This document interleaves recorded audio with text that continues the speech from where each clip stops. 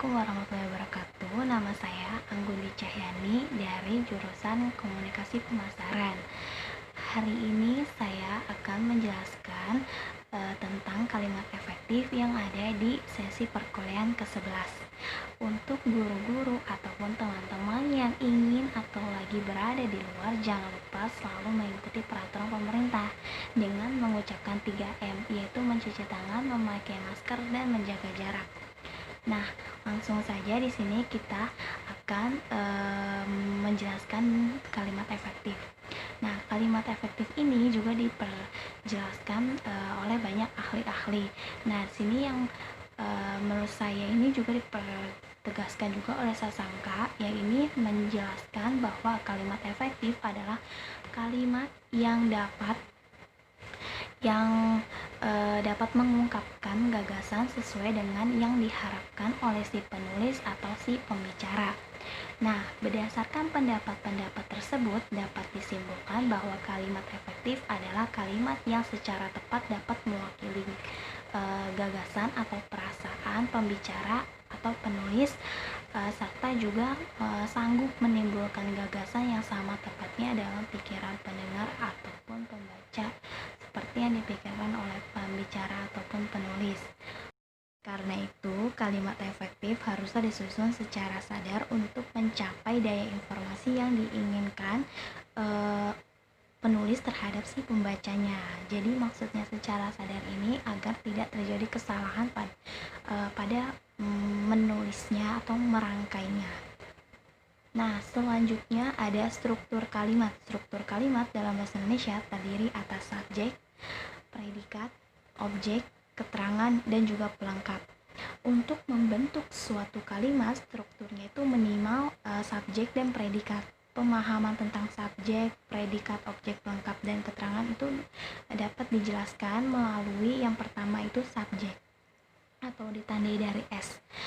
Subjek ini adalah bagian kalimat menunjukkan pelaku, tokoh, sosok, atau sosoknya itu benda, sesuatu hal, atau suatu masalah yang menjadi pangkal atau pokok pembicaraan.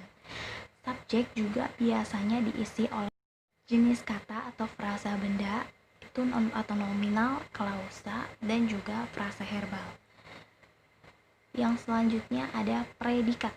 Predikat ini ditandai dengan P, yaitu bagian kalimat yang memberitahu untuk melakukan suatu tindakan atau dalam keadaan bagaimana subjek atau bentuknya pelaku, tokoh, atau benda yang dalam juga suatu kalimat itu selain memberitahu tindakan atau perbuatan subjek, predikat dapat pula menyatakan sifat, situasi, status, ciri, atau jati diri dari subjek, termasuk juga sebagai predikat dalam kalimat adalah pernyataan tentang jumlah sesuatu yang dimiliki oleh subjek.